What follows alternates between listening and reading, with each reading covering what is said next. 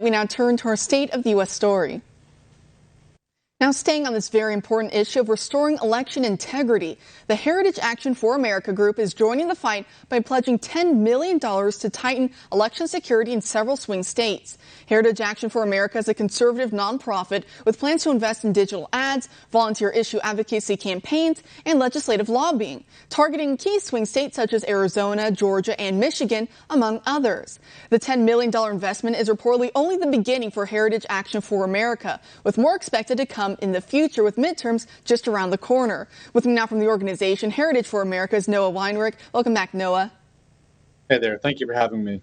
Great. So first, talk to me about some of the laws that Heritage Action is targeting and how they impact election security. Sure thing. So we are working in the states you described. We're working in 8 states with an initial investment of $10 million and more to come, as you said. And we are trying to restore election integrity. We're trying to restore voter confidence in elections and make sure that every voter knows that their vote will be counted and won't be diluted. So we're pressing for common sense measures that are supported by 70, 80% or more of the general public, like photo ID, like citizenship verification, making sure that it's only citizens who are voting, verifying signatures, and so that we know that any votes are secured and signed by the people who cast the ballot. We have a whole host of measures based on a list of best practices from the Heritage Foundation.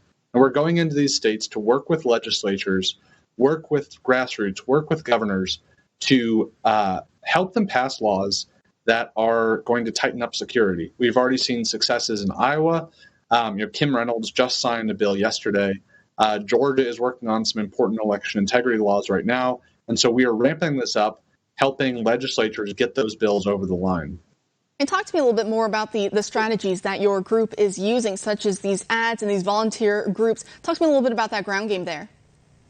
That's right. So Heritage Action has a network of sentinels across the nation, and we have a lot of other grassroots volunteers. We have a network of over 2 million people across the 50 states. And so we're relying on our established grassroots network to build support for this. But we're also doing some brand new work. We've never done state-based election or state-based advocacy before. So this is new ground for us. We're going to be deploying ads in these states. We're going to be running TV ads, digital ads, helping folks in these states to understand what's happening and why it's so important to have election security and to understand that this is the bedrock of democracy. We're also working directly with legislatures and governors, helping them to understand what they need to do and helping them to pick the right bills to reform and secure their election systems. And talk to me a little bit as well about the response that you guys have been getting so far. It sounds like some states are already starting to adopt some of these measures. It's been tremendous so far. We're just starting to ramp up our work. Georgia is one of our first states that we're really working in, and expect more news on that later this week. But it's been a tremendous groundswell of support. Our grassroots are incredibly excited.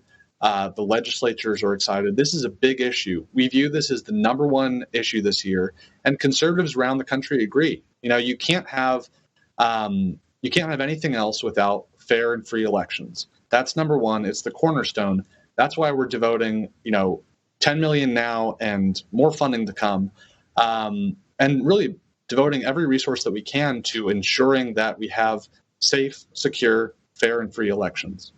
And it's really great to hear, because I know when I talk to people, a lot of Republican voters feel like not a whole lot is being done, especially when we see midterms are really just coming up here around the corner, 2022. And we saw all the problems, the issues that plagued the 2020 election cycle. And a lot of those issues now are kind of being codified in many ways by Congress in the H.R. 1 bill. But what would be your response to, say, critics such as we see Biden, for example? Some other top Democrats are calling what's happening in Georgia and elsewhere as voter suppression, when you're just trying to say, hey, we need, ID laws and other such measures to ensure election integrity. And then you have Democrats saying, well, that's voter suppression. What do you make of that? What would be your response to critics?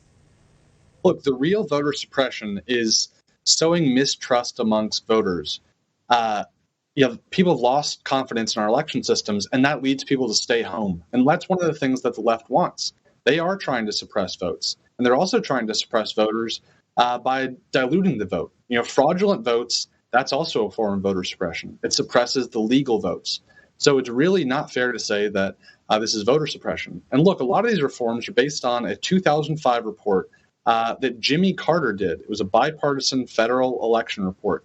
He said that the greatest potential source of fraud is mail-in and absentee ballots. And he recommended a universal photo ID system, among other measures. So Jimmy Carter himself was pushing for this 16 years ago. And so it's really not voter suppression. It's not partisan. It's what the American people want and what they need, and it'll help restore our democracy. And with all the work that you guys are doing, are you excited and hopeful for 2022, for these midterms? For many Republicans want to at least take back the House. We saw great gains in 2020 when it comes to a lot of those House races. There was more than a dozen toss-up races that Republicans actually won that the media said the Democrats were going to win. So are you hopeful, especially with the ground game that you guys are doing to secure the way now for 2022, that Republicans have a fighting chance? Look, I'm certainly hopeful for conservatives in elections to come, but this is about more than just the next 2 years. It's about the next 4 years, the next 8 years, the next few decades. These reforms are going to be on the books for a long time to come, and it's not just about securing an electoral victory. Obviously that's important. A lot of consultants are working on that, but we're really looking to protect our democracy for decades to come. And so we are excited that there is so much support for these laws. We're excited that legislatures are taking action, and we're really looking forward to the next year or two and getting these laws in place. No, I really appreciate your work on this effort. Thank you so much for joining us tonight.